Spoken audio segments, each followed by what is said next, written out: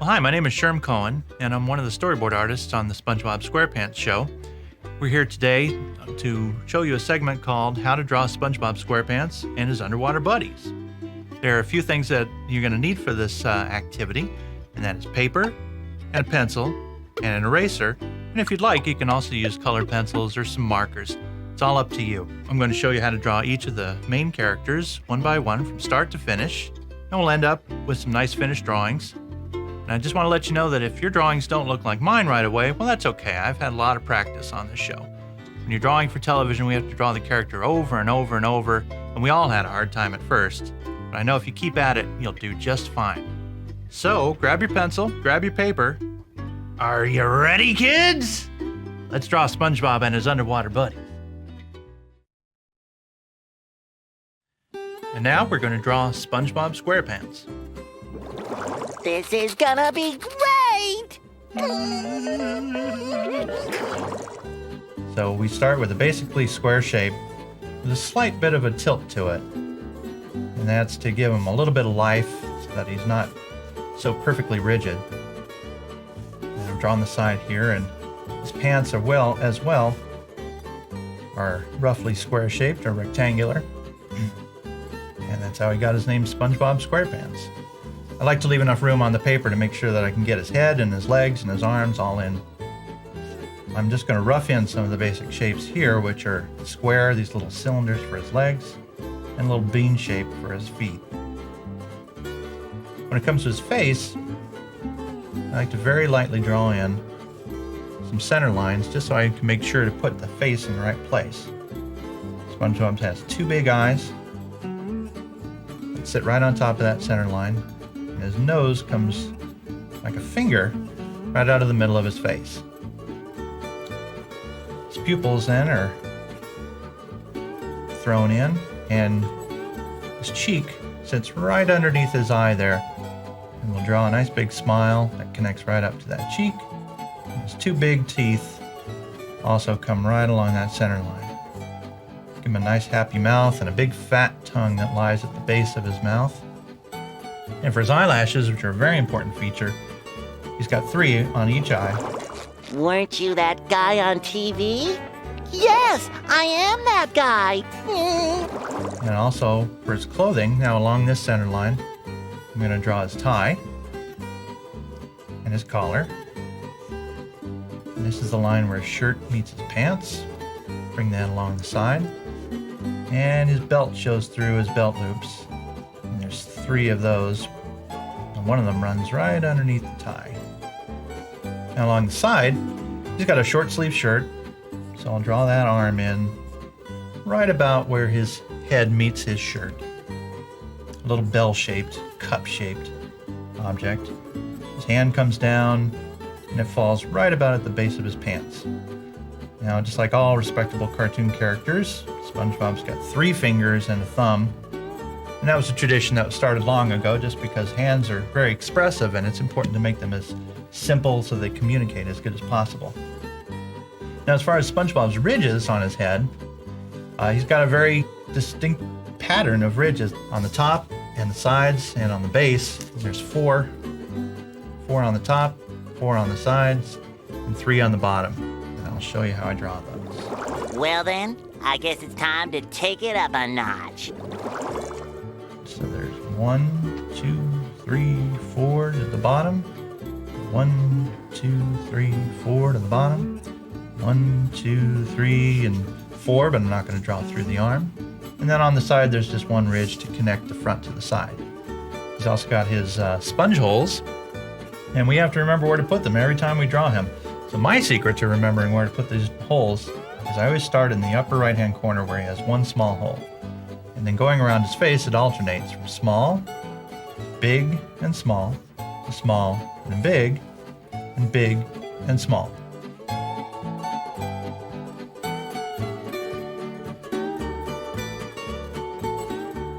On the side, he's got 4 holes, 1 big, 1 small, 1 big, and 1 small. And when we come down to his socks, I'm going to draw the line where his sock meets his leg, and then 2 stripes on each sock. So there's the sock itself and 2 stripes. His shoes, I'm going to finish up right now. You've got a little bean shape in the front and a little hard heel at the back. So there's a bean shape for his foot and a hard heel. And now I'm going to draw his pant cuffs in. He wears shorts. And as you can see, there's a lot of lines that are drawn through this whole thing. Got my eraser handy to go through later on and take those out. So SpongeBob's going to wave at us here. We'll bring his arm up. And 3 fingers on each hand again. And there he is. And we just take your eraser and do a little cleanup. Ta-da! Not bad, partner in crime. And after some last details, there's our final drawing.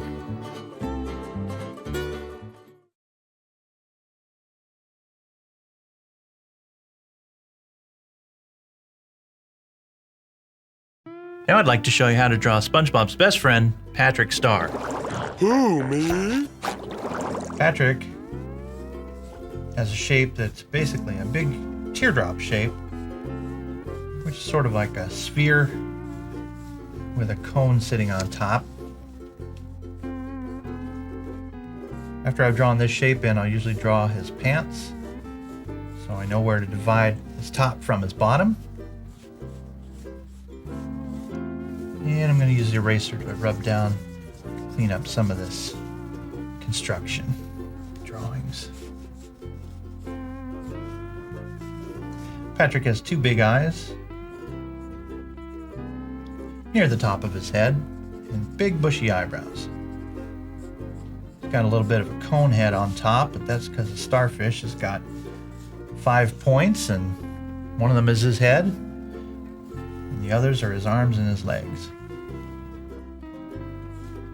Patrick's arms are pretty simple, just like a regular starfish that you'll see in the tide pools. He doesn't have any fingers or thumbs, but we take a lot of liberty with the way we draw sea creatures in this show. Let's give Patrick a big 2 stumpy feet and a big pair of shorts that he wears over that. Let's give Patrick a big smile. He's usually in a pretty good mood. And Patrick's got some dots on him to give him some texture. He's got 3 on the front. He's got 2 on his arm. He's got 2 on his head. And he's got 2 on this arm. And finally, just 1 more for his feet. I'm also going to draw in the little flower pattern that he has on his pants. It's sort of a Hawaiian print. A lot of the design ideas that are in this show come from Hawaiian style clothing. And we're going to continue to clean this up a bit. I love you. And after we've done all the final cleanup with our eraser, here's Patrick.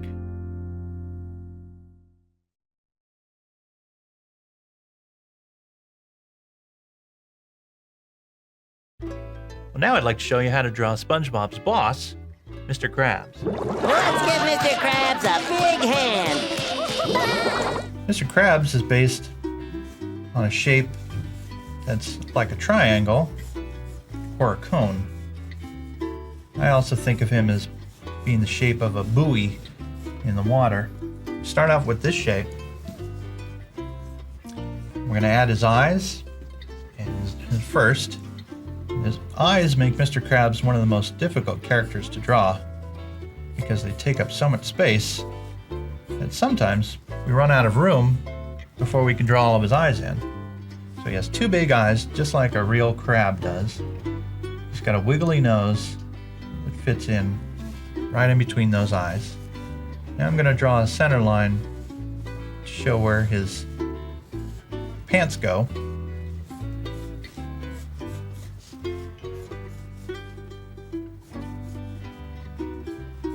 Mr. Krabs has 2 little peg legs at the bottom, kind of like a pirate. He's been designed after a classical idea of a pirate. Look at me, I'm Errol Finn. And his arms start right about where his shirt meets.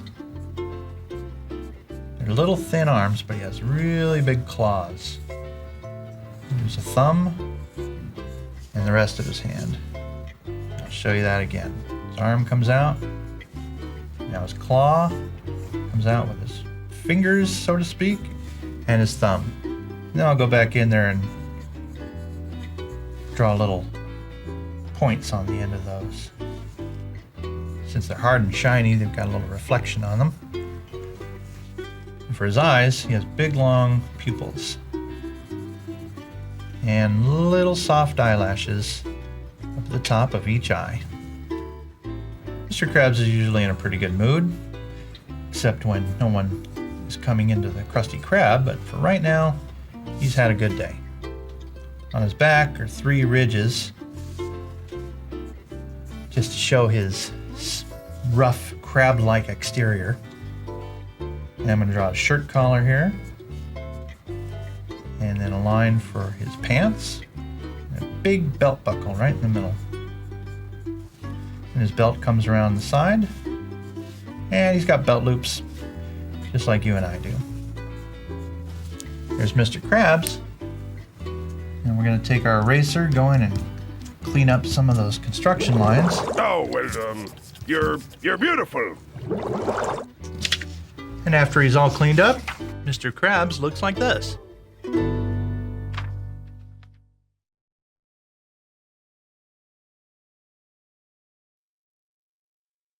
Well, now I'd like to show you how to draw SpongeBob's neighbor, Squidward.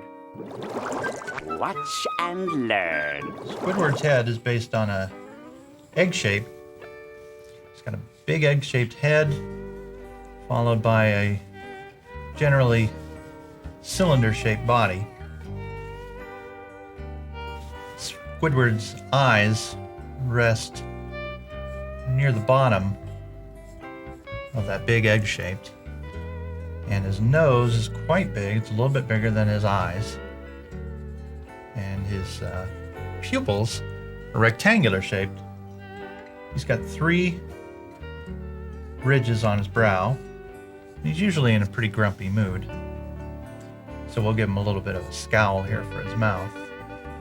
And there's a little line that connects his head to his mouth, and sometimes his mouth can be seen from the other side. Squidward's neck comes next, followed by his chest, and then big long legs that come out of the bottom. Since Squidward is a octopus, he's got a whole bunch of legs. Originally I thought Squidward was a squid, but Steve Hillenburg, the creator of the show, insists that he's an octopus, so we'll go with that. Alright, Squidward has a collared shirt that he wears all the time, and his feet come out like this, and they have little suckers on the end of it. So we've got a total of 6 limbs, which is how many legs a squid has.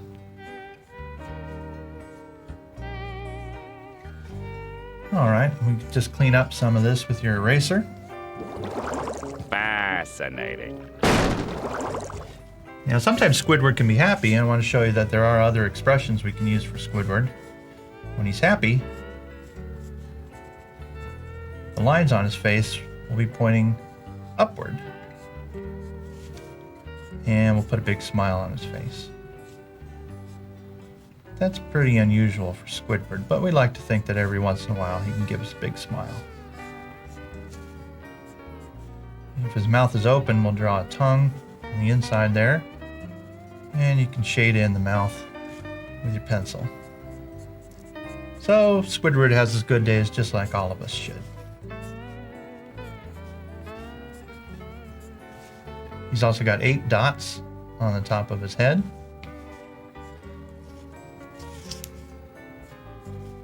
And again, suckers on the inside of his hands and feet.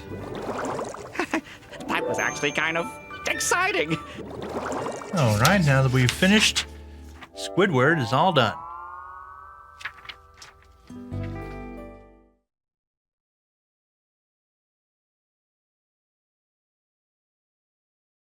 Now I'd like to show you how to draw SpongeBob's squirrel friend, Sandy. Back in Texas, we call ice cream frozen cow juice. Sandy can be one of the most difficult characters to draw because their shapes are a little bit complicated. We'll try to break it down.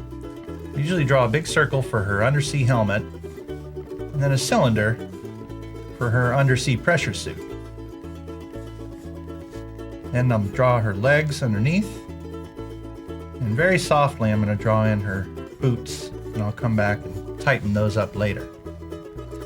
Sandy is dressed in a big pressure suit because she's a squirrel from the surface. And these are the sleeves to her pressure suit. And she's got big mitten-like gloves on. Draw her other arm down here with another glove.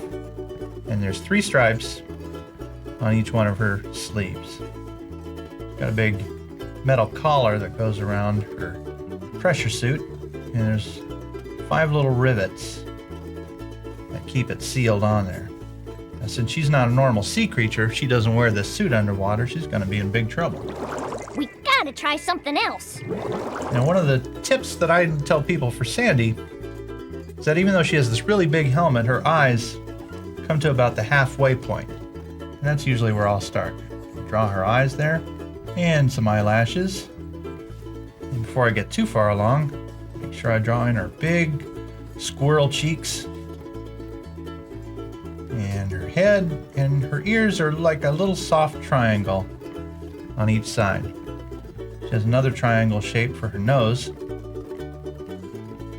and one big set of teeth right in the middle. You'll notice that this tooth only is split halfway down, and that's because her 2 top teeth are so close together that they become pressed together at the very base. Alright, draw her neck in. And Sandy has a nice pretty flower on the outside of her glass helmet. And so that everybody's going to know that it's glass, we put a little reflection on it as well. She's got a zipper on the front, so she can get in and out of her spacesuit when she goes into her pressurized tree dome. And this is her little insignia on the pocket. Since she's a squirrel, it's a little nut. Now we go down to her legs. She's got big fat boots, part of her pressure suit. And each boot has a little circle design on the side. And a big thick sole on the bottom. And one of the most important things about Sandy is to remember to give her a squirrel tail. At the beginning when we started drawing her, people thought that she was a bear because she doesn't look very much like a squirrel in that suit. That's crazy talk. So we made sure that in the back, we draw a big fuzzy tail that kind of pokes out from the rear. And now that I've touched up the drawing, here's our picture of Sandy.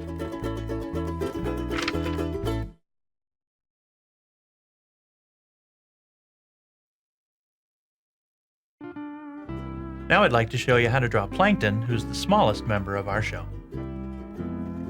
Oh, goody! Plankton is shaped like a sausage or a little pill. He's very simple in his shape. The way I make sure to keep all his features in the right place is to draw this main shape, very lightly draw a center line, because that's about where his mouth is going to come. He's got one big eye and one big pupil. One of his chief characteristics is one big eyebrow. It's usually looking pretty evil at the top of his head. His mouth is usually in a frown of some sort. And he's not very happy because he's not selling very many burgers over at the Chum Bucket. He's got 2 antennae, and each one of them has these 4 little ticks that we draw in the upper half of the antenna. Plankton has 2 little arms that start just below his mouth. We usually don't draw any fingers on Plankton either. I never thought I'd get this far. And he's got 2 little stumpy legs at the bottom. Now, Plankton usually will be drawn very small, so I'm used to drawing him about this size.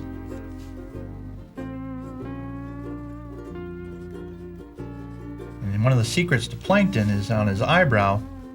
There's 3 corners on the left side of the eyebrow and 2 corners on the right. That's pretty advanced stuff, but if you want to draw Plankton right and you don't want to get him angry, make sure to give him the right eyebrows. And sometimes Plankton has an evil smile on his face. He's usually up to no good. His main purpose in life is to steal the recipe of Mr. Krabs' Krabby Patty. So he's always got some sinister plan up his sleeve. Glad that's over. After filling in all the details, there's the finished Plankton drawing.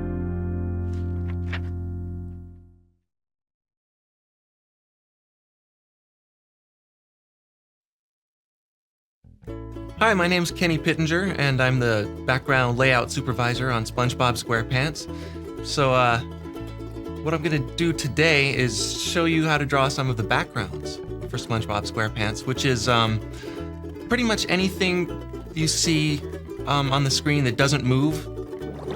What do we do first? What I'm gonna do today is first show you some of the plant life. We call it plant life, but really, a lot of these things are animals. But I'm gonna show you how to draw each of these so that you'll be able to place them in the scene anytime you draw anything in Bikini Bottom, because these are always nice little things to have in the shot. I'm gonna start off with a certain kind of coral, which is, I think, called a barrel coral or something like that. So what I'm doing is I'm drawing these 3 kind of curved triangles. See what I mean here? Triangle. Lightly drawing those in. And what I'm going to do then is draw on top of each one what's called an ellipse. Now, an ellipse is basically a circle, like so, that someone sat on and flattened out. So that's a good way to remember it. So you're drawing these ellipses on top of these triangles, like so, very lightly. Oh, you know, I should tell you why I'm holding the pencil aside like this. It's so I can get these nice thick lines and also thin lines. See what I'll show you here. Like, start with a thick line and then go to a thin line if you want. It's kind of nice. That's called line quality. And that just kind of makes the shape itself more interesting, and it's kind of a fun way to draw. So, and it also keeps your arm moving, which is important. I'm learning! So, keep your arm moving, sketching them in. And then inside each one, draw another ellipse, a little smaller, very lightly again. And then what I'm going to do next, like I did over here, is go over it darker. So just more pressure, push down on the pencil more. Follow those lines you laid down at the beginning. Don't connect them here. And then also this ellipse right here. And I'm going to do the same thing on all 3 of them. Can be really loose. You don't have to draw very straight lines. In fact, the backgrounds on SpongeBob are kind of special that way. They're very wobbly lines, very loose, so you can have fun and don't worry about getting them perfect. And then on the bottom, draw these little pointy roots. And that's what they stick to the rocks with. Okay, and up here, same thing, ellipse. And then the fun part, do just circles. Draw all these polka dots on them. It's almost like a circus or something. And then also these holes on top, just darken those in a little bit too. And it looks like you've got one of these coral things. Yes, excellent! Next one I'm going to show you is called a staghorn coral. I know the name of that one. What you're going to do is just draw these lines kind of like just, you know, anything you want, almost like a tree or like lightning in reverse. And so what you're going to do then, this is pretty easy, you just go around each line like this with the same kind of thick and thin quality that we were talking about. And so you're drawing just these kind of blobby, almost like cactus shapes. So inside each one of these things, we're going to draw these little star shapes like this. Simple. Just draw these all over it. This one's gonna fly! And next, the only one in this group that actually is a plant is grass, seagrass. And you just draw like a wavy line, like a snake, and then just draw over it again. You can crisscross wherever you want. You don't have to crisscross every time, but when you do, it kind of makes it look like it's twisting. And you can draw 2 of those, 3 of those. They're usually together in a clump. Also, you see these a lot. They're called sea anemones, and they're actually animals too. What you're going to do here with this is draw first a shape like this, which is a trapezoid. It's like a square, but it kind of narrows up towards the top.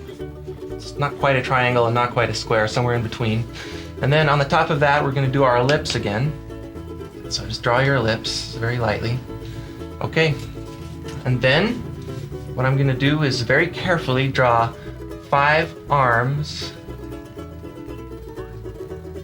And these are how the anemone brings food into its mouth. And here's its mouth right here. To draw the mouth, you can just draw a little star shape like you did before over here. So there, sea anemone. And usually we find those all together. So you'll just draw a few of them, you know, and do the same steps I showed you before. And finally, last but not least, the smallest of them all is the sea urchin. Draw a circle, color it in, nice and dark. And then what you're going to do is draw another one of these star shapes right through it, like this. Oh! There you go, sea urchin. That's the easiest one to draw.